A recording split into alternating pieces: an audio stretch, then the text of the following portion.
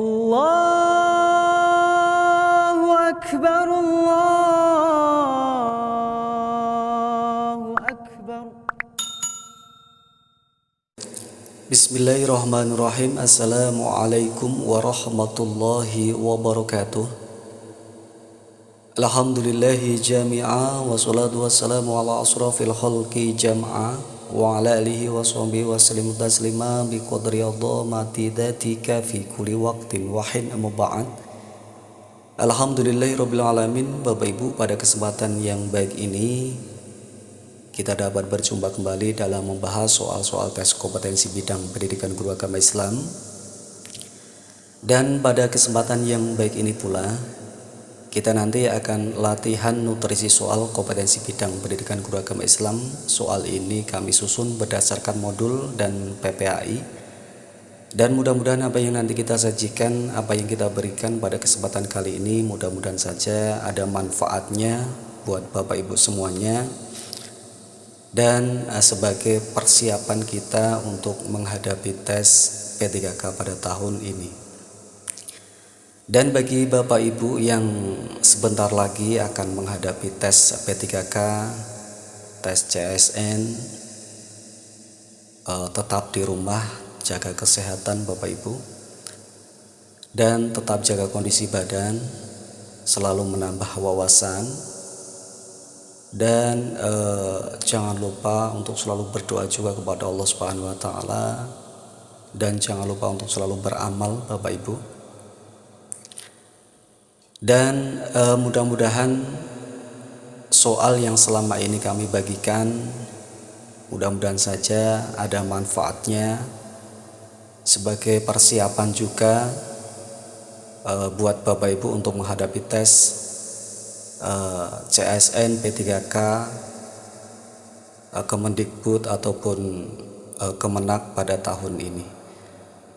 Dan kami juga berharap kepada Allah Subhanahu wa taala bagi Bapak Ibu yang berkesempatan menyimak,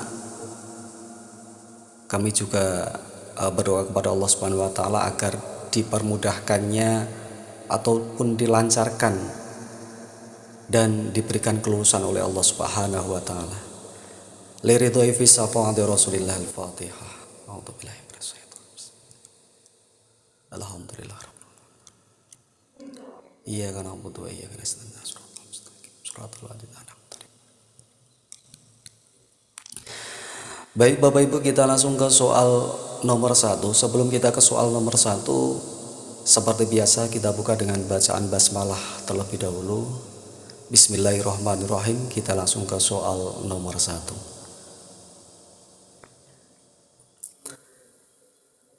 Delegasi pedagang Belanda yang dipimpin oleh Cornelius de Houtman datang ke Banten pada masa pemerintahan A.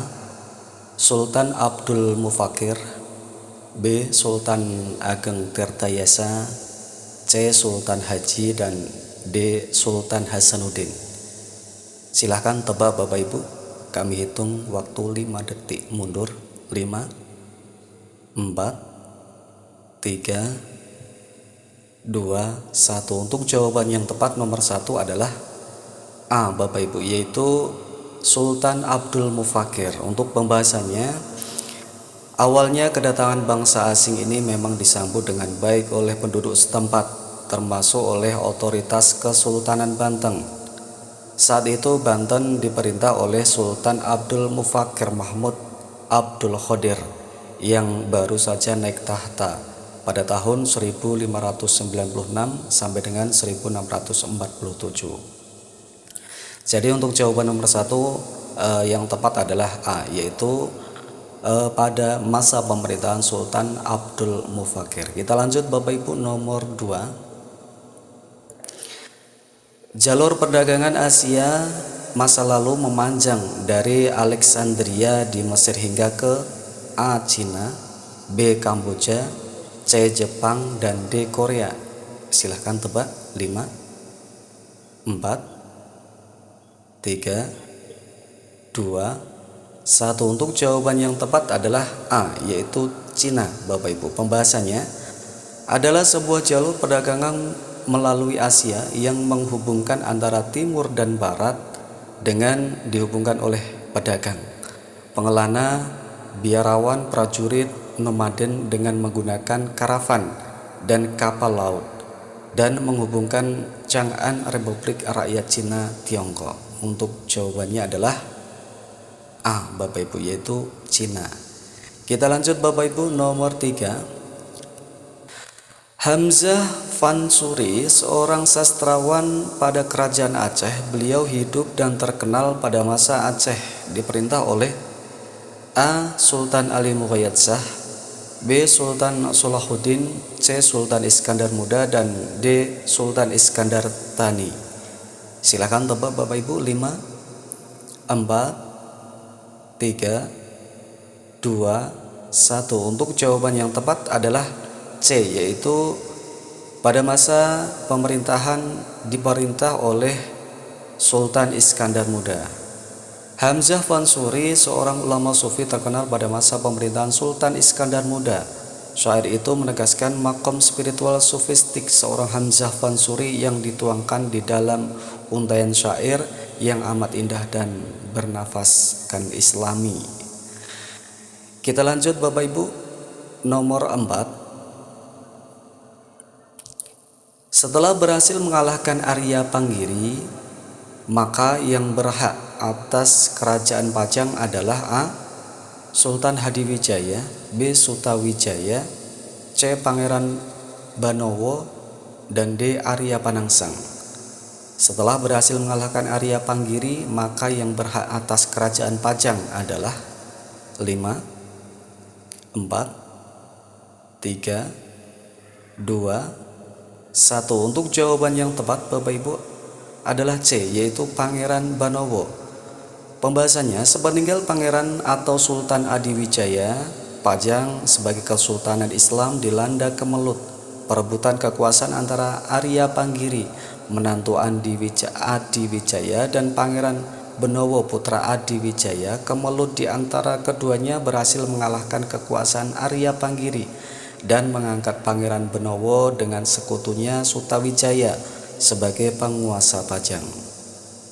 Untuk jawaban yang tepat adalah C, Pangeran Benowo. Benowo Bapak Ibu ya. Kita lanjut Bapak Ibu, nomor 5. Bandar-bandar pelabuhan di seluruh Nusantara memiliki peranan yang penting dalam menyebaran agama Islam di Indonesia karena A. Bandar pelabuhan merupakan penghubung antar pulau, B. Bandar pelabuhan merupakan tempat bertemunya saudagar muslim, C. Bandar pelabuhan merupakan tempat untuk menurunkan dan memuat barang dagangan, dan D. Bandar pelabuhan merupakan pintu masuk ajaran Islam di Indonesia. Silakan tebak Bapak Ibu. 5, 4, 3, 2, 1. Untuk jawaban yang tepat nomor 5 adalah B, yaitu bandar pelabuhan merupakan tempat bertemunya saudagar muslim. Pembahasannya, karena bandar-bandar tersebut menjadi tempat berlabuhan atau berlabuhnya para pedagang-pedagang muslim, sehingga mereka berinteraksi dengan warga sekitar ataupun untuk beristirahat sambil membangun masjid untuk sholat dan berdakwah, karena para pedagang berasal dari Gujarat, Arab, dan India yang mayoritas pada saat itu berpenduduk muslim dan Islam sangat berkembang pesat saat itu. Untuk jawaban yang tepat adalah B, yaitu bandar pelabuhan merupakan tempat bertemunya saudagar muslim. Kita lanjut nomor 6. Masjid Kudus merupakan salah satu hasil asimilasi antara budaya Islam dan Hindu. Hal ini ditunjukkan oleh A. menaranya yang menyerupai candi, B. atapnya berbentuk seperti pura, C. mimbarnya menyerupai teratai, dan D. terdapat ukiran tumbuhan-tumbuhan dan hewan pada pintu masuk. Silahkan tebak Bapak Ibu. 5, 4, 3, 2, 1. Untuk jawaban yang tepat nomor 6 adalah A, yaitu menaranya yang menyerupai candi. Masjid Kudus merupakan salah satu hasil asimilasi antara budaya Islam dan Hindu. Hal ini ditunjukkan oleh menaranya yang menyerupai candi.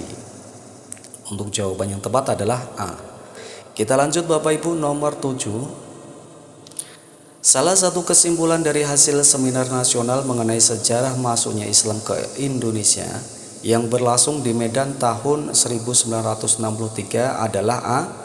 Masuknya pengaruh agama Islam terjadi pada abad ke-7. B. Masuknya pengaruh agama Islam terjadi pada abad ke-13. C. Daerah pengaruh agama Islam di Indonesia berasal dari Cina. Dan D. Wali Songo adalah para ulama yang berasal dari Arab.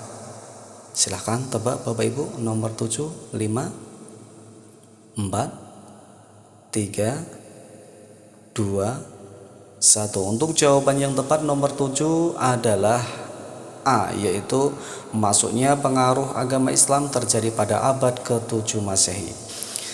Pembahasannya, kesimpulan yang dapat diambil tentang pelajaran sejarah dan perkembangan Islam di Indonesia diantaranya seperti yang telah disimpulkan pada seminar di Medan pada tahun 1963. Beberapa hal yang terpenting adalah pertama, agama Islam telah berangsur-angsur datang ke Indonesia sejak abad pertama Hijrah atau sekitar abad ke-7 dan 8 Masehi dan langsung dari Arab.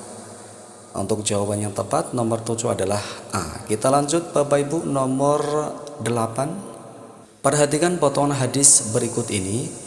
Mam mim muslimin yad'u bida'watin laisa fiha ismu wala qati'atu rahimi ila a'tahullahu biha ihda salasin. Yang bergaris di bawah ini artinya wala qati'atu rahimi. A. Anak kecil yang membutuhkan kasih sayang. B. Orang yang tidak memutus persaudaraan. C. Orang yang sudah balik berakal. D. Orang atau anak yang sudah dikitan dewasa. Dan E. Orang tua yang sudah renta atau lansia. Silahkan jawab Bapak Ibu. 5, 4, 3, 2, 1. Untuk jawaban yang tepat nomor 8 adalah B, yaitu orang yang tidak memutus persaudaraan. Pembahasannya, salah satu hadis potongan hadis ini Bapak Ibu, tidaklah seorang muslim berdoa dengan suatu doa yang tidak mengandung dosa dan tidak memutus persaudaraan, melainkan Allah akan memberikan salah satu dari 3 hal tersebut. Jadi untuk jawaban yang tepat nomor 8 adalah B, orang yang tidak memutus persaudaraan atau wala qati'atur rahimi. Kita lanjut Bapak Ibu, nomor 9. Seorang pemikir pembaruan Islam bernama Rifa'ah Badawi Tahtawi menulis kitab Al-Qaulus Sadid fi al-ijtihad wa at-takhlid yang isinya tentang A. Larangan keras untuk berijtihad dan bertaklid. B. Petunjuk tentang syarat-syarat ijtihad dan taklid. C. Pendapat yang benar tentang ijtihad dan taklid.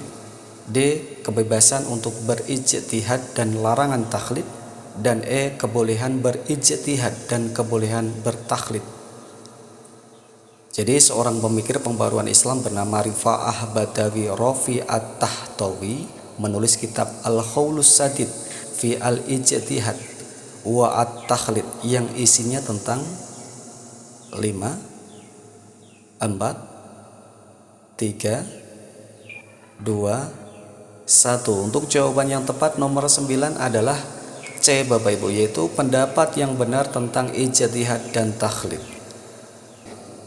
Rifa'ah Badawi Rafi'at Tahtawi adalah intelektual Islam yang dikenal karena kecerdasannya. Salah satu kitab yang berjudul At-Tahtawi menulis kitab Al-Qaulus Sadid fi al-ijtihad wa at-takhlid yang isinya tentang pendapat yang benar tentang ijtihad dan takhlid, sekaligus dalam berpikir serta penguasaan atas ilmu-ilmu barat.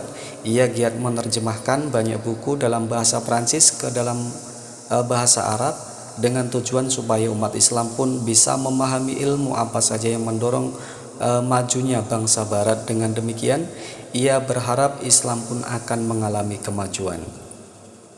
Untuk jawaban yang tepat nomor 9 adalah C. Kita lanjut Bapak Ibu, nomor 10.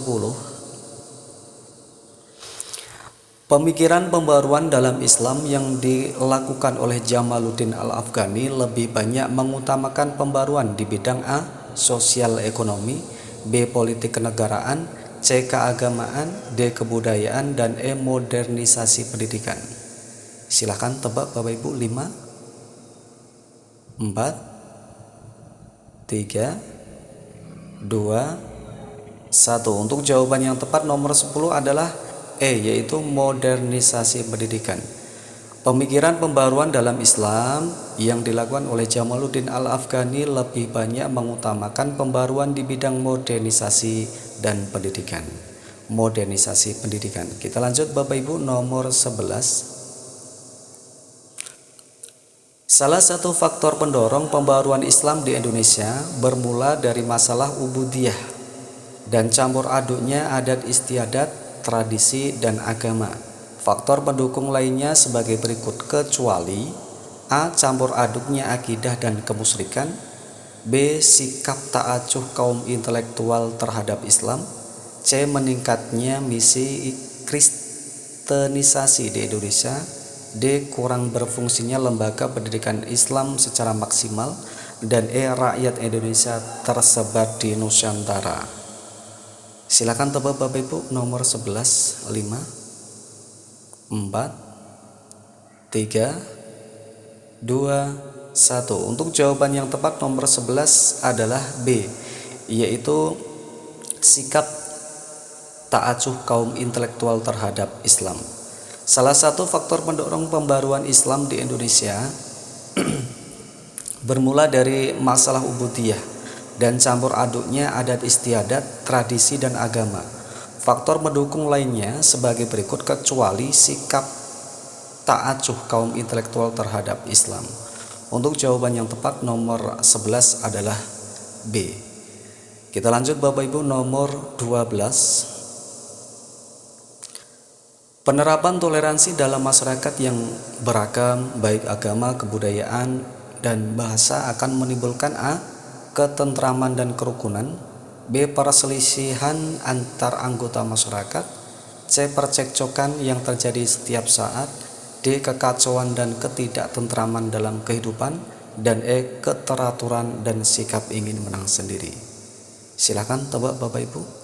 5, 4, 3, 2, 1. Untuk jawaban yang tepat nomor 12 adalah A, yaitu cukup jelas.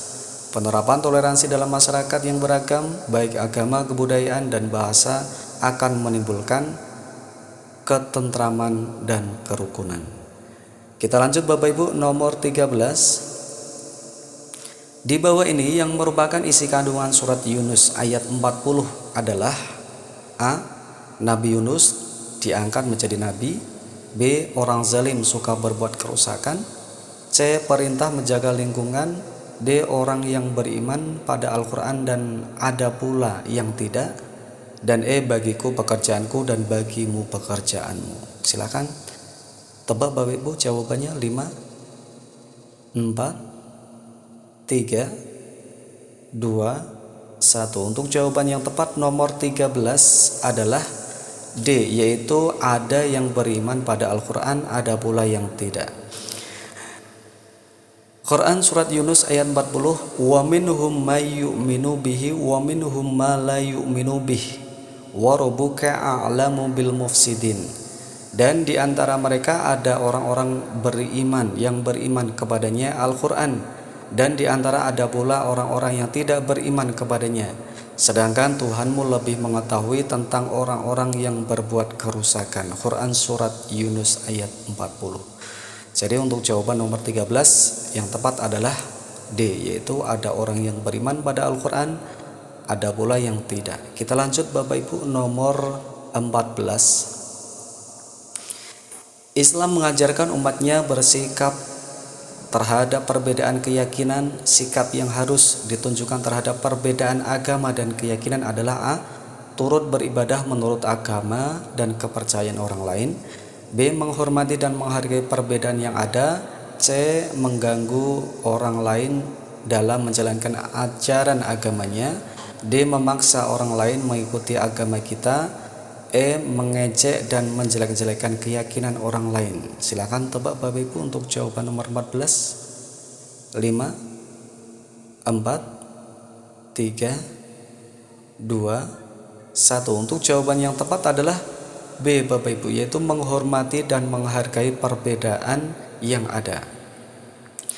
Islam mengajarkan umat bersikap terhadap perbedaan keyakinan. Sikap yang harus ditunjukkan terhadap perbedaan agama dan keyakinan adalah kita menghormati dan menghargai perbedaan yang ada.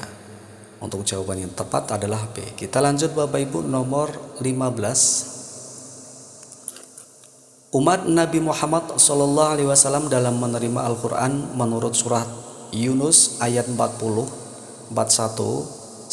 terbagi menjadi berapa golongan? A 2, B 4, C 5, D 7, dan E 9. Umat Nabi Muhammad dalam menerima Al-Quran menurut surat Yunus ayat 40-41 terbagi menjadi titik-titik golongan 5, 4, 3, 2, 1. Untuk jawaban yang tepat nomor 15 adalah A, yaitu 2 golongan Bapak Ibu.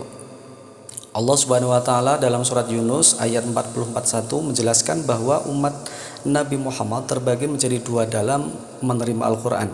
Keadaan umat Nabi Muhammad ini juga terjadi ketika wahyu turun di Mekah. Ada golongan yang beriman dan ada pula yang tidak beriman atau bertahan dengan agama nenek moyangnya.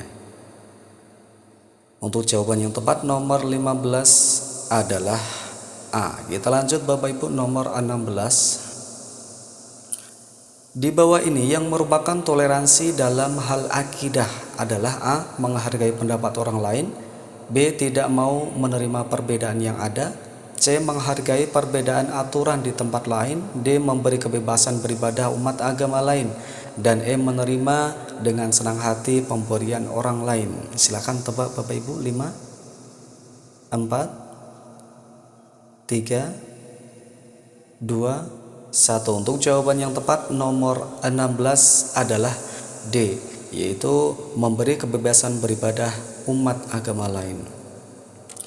Yang merupakan toleransi dalam hal akidah adalah memberi kebebasan beribadah umat agama lain. Untuk jawaban yang tepat adalah D. Kita lanjut Bapak Ibu, nomor 17. Toleransi yang berhubungan dengan kehidupan sosial kemasyarakatan adalah dicerminkan dalam perbuatan seperti berikut, yaitu A. Berakhlak baik terhadap orang tua dan sesama manusia, B. Melaksanakan semua ibadah fardu, C. Menumbuhkan sikap saling bekerja sama dengan sesama manusia, D. Melaksanakan perintah Allah dan menjauhi larangannya, dan E. Mengeluarkan zakat dan infak dari rezeki yang telah diberikan Allah Subhanahu wa taala.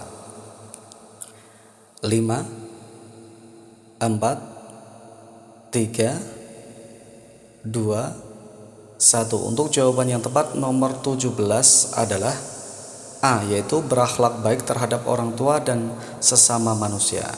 Toleransi yang berhubungan dengan kehidupan sosial kemasyarakatan adalah tercermin atau dicerminkan dalam perbuatan berakhlak baik terhadap orang tua dan sesama manusia. Untuk jawaban yang tepat adalah A.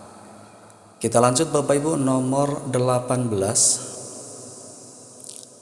Riba yang disebabkan karena terjadinya tukar menukar barang yang sejenis tetapi barang tersebut mempunyai ukuran yang berbeda. Hal ini dinamakan riba. A. Fadli, B. Nasi'ah, B. Khiyar, D. Khordli, dan E. Yadli. Silakan tebak Bapak Ibu. 5, 4, 3, 2, 1. Untuk jawaban yang tepat nomor 18 adalah A, yaitu riba fadli.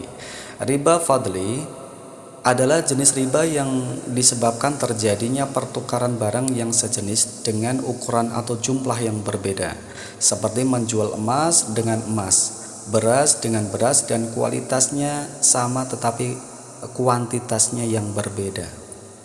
Jadi untuk jawaban yang tepat nomor 18 adalah A, riba fadli. Kita lanjut Bapak Ibu, nomor 19. Pada masa awal kemerdekaan pastinya pengelolaan pendidikan keagamaan belum seperti dewasa ini. Lembaga yang bertugas untuk mengatur secara operasional serta berwenang menentukan materi pengajaran agama Islam di sekolah umum pada waktu itu adalah A. Departemen Agama, B. Departemen P dan K, C. Majelis Pertimbangan Pengajaran Agama Islam, D. Unit masing-masing lembaga pendidikan, dan E. Badan Pekerja Komite Nasional Pusat atau disingkat BPKNP. Silahkan tebak jawabannya Bapak Ibu. 5, 4, 3, 2, 1. Untuk jawaban yang tepat nomor 19 adalah C, yaitu Majelis Pertimbangan Pengajaran Agama Islam. Pembahasannya Bapak Ibu, pemerintahan Presiden Soekarno pada waktu itu membentuk Majelis Pertimbangan Pengajaran Agama Islam pada tahun 1947 yang dipimpin oleh Ki Hajar Dewantoro dari Departemen P dan K dan Profesor Dr. Andes Abdullah Sigit dari Departemen Agama. Tugasnya ikut mengatur pelaksanaan dan materi pengajaran agama yang diberikan di sekolah umum. Jadi untuk jawaban yang tepat adalah C. Kita lanjut Bapak Ibu, nomor 20. Secara konstitusional, kehidupan beragama di Indonesia dijamin dan dicantumkan dalam UUD 45 pasal A, pasal 28, B pasal 27 ayat 1, C pasal 27 ayat 2, D pasal 29, dan E pasal 30.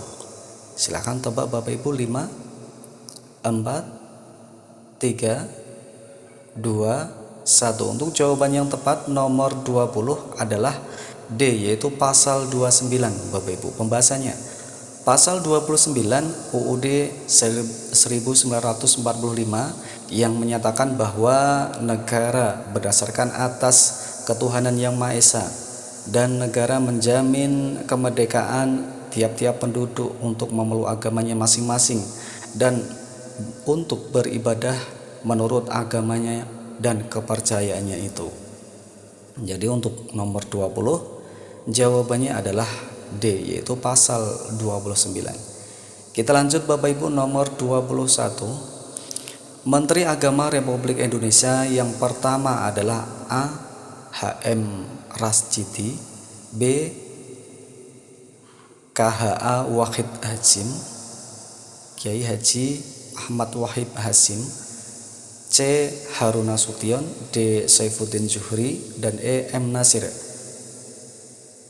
Menteri Agama Republik Indonesia yang pertama adalah A. H.M. Rasjidi, B. Kiai Haji Wahid Hasyim, C. Harun Nasution, D. Saifuddin Zuhri, dan E. M. Nasir. Silahkan tebak Bapak Ibu. 5, 4, 3, 2, 1. Untuk jawaban yang tepat nomor 21 adalah A, yaitu H.M. Rasjidi. Pembahasannya, awal pendirian Kementerian Agama Republik Indonesia melalui BRRI. Dalam kesempatan itu Presiden Soekarno mengangkat Haji Muhammad Rasjidi sebagai Menteri Agama RI. Jadi untuk jawaban yang tepat nomor 21 adalah A, Haji Muhammad. Dalam rangka mempercepat pelaksanaan serta monitoring proses reformasi birokrasi, Kementerian Agama membentuk 8 kelompok kerja atau Pokja. Pokja yang bertugas melaksanakan evaluasi pengukuran jenjang organisasi dan kemungkinan duplikasi fungsi adalah A. Pokja Manajemen Perubahan, B. Pokja Penguatan Peraturan Perundang-undangan, C. Pokja Penguatan Kelembagaan, D. Pokja Penguatan Tata Laksana, dan E. Pokja Penguatan Sistem Pengawasan. Silakan tebak Bapak Ibu. 5, 4, 3, 2, 1. Untuk jawaban yang tepat nomor 22 adalah C Bapak Ibu, yaitu Pokja Penguatan Kelembagaan. Pembahasannya, untuk mempercepat proses reformasi birokrasi dibentuk 8 kelompok kerja Pokja di lingkungan Kementerian Agama. Pokja yang bertugas mengevaluasi pengukuran jenjang organisasi dan kemungkinan duplikasi fungsi adalah pokja penguatan kelembagaan. Untuk jawaban yang tepat nomor 22 adalah C, yaitu pokja penguatan kelembagaan. Kita lanjut Bapak Ibu, nomor 23. Anda akan mengajar materi puasa Ramadan, maka ayat yang akan Anda bawakan adalah A. Surat Maryam ayat 26, B. Surat Ali Imran ayat 97, C. Surat At-Taubah ayat 60, D. Surat Al-Baqarah ayat 183, dan E. Surat Al-Baqarah ayat 177. Silahkan tebak Bapak Ibu. 5, 4, 3, 2, 1. Untuk jawaban yang tepat adalah D Bapak Ibu, yaitu Quran Surat Al-Baqarah ayat 183. Cukup jelas? Hai orang-orang yang beriman, diwajibkan atas kamu berpuasa sebagaimana diwajibkan atas orang-orang sebelum kamu agar kamu bertakwa. Untuk jawaban yang tepat adalah D. Kita lanjut Bapak Ibu, nomor 24. Anda akan mengajarkan teori proses penciptaan alam semesta, maka ayat yang akan Anda bawakan adalah A. Quran Surat Al-Mu'minun 12 sama dengan 16, B. Quran Surat Al-Mu'minin 2-5, C. Quran Surat Yunus ayat 24, D. Quran Surat Yunus ayat 3, dan E. Quran Surat An-Nahl ayat 12. Silahkan tebak Bapak Ibu. 5, 4, 3, 2, 1. Untuk jawaban yang tepat adalah D, yaitu Quran Surat Yunus ayat 3. Cukup jelas Bapak Ibu, sesungguhnya Tuhan kamu ialah Allah yang menciptakan langit dan bumi dalam 6 masa. Kemudian Dia bersemayam di atas arsy untuk mengatur segala urusan. Quran Surat Yunus ayat 3. Kita lanjut Bapak Ibu, nomor 25. Dunia revolusi industri 4.0 telah membawa kita pada digitalisasi kehidupan. Salah satu dampak positifnya adalah meningkatkan jual beli secara online. Jika seorang membeli barang secara online dengan jalan melakukan pembayaran terlebih dahulu dan barang dikirim kemudian menggunakan jasa ekspedisi, maka transaksi tersebut menggunakan akad A. Salam, B. Murabahah, C. Ju'alah, D. Muzaro'ah, dan E. Mukhabarah. Silakan tebak Bapak Ibu. 5, 4, 3, 2, 1. Untuk jawaban yang tepat adalah A. Salam Bapak Ibu. Pembahasannya, jual beli dengan cara pemesanan di mana pembeli memberikan uang terlebih dahulu terhadap barang yang telah disebutkan spesifikasinya dan barang dikirim kemudian dikenal dengan istilah salam. Salam umumnya dipergunakan untuk produk-produk pertanian jangka pendek, namun saat ini telah berkembang mengikuti perkembangan revolusi digital. Untuk jawaban yang tepat nomor 25 adalah A, yaitu salam. Alhamdulillahirrabbilalamin. Bapak Ibu, kali ini kita sudah menyelesaikan soal latihan tes kompetensi bidang pendidikan keagamaan Islam 25 soal, dan mudah-mudahan apa yang kita sajikan pada kesempatan kali ini mudah-mudahan saja ada manfaatnya buat Bapak Ibu. Dan Bapak Ibu tetap semangat, jaga kesehatan, jaga kondisi badan. Jangan lupa selalu berdoa.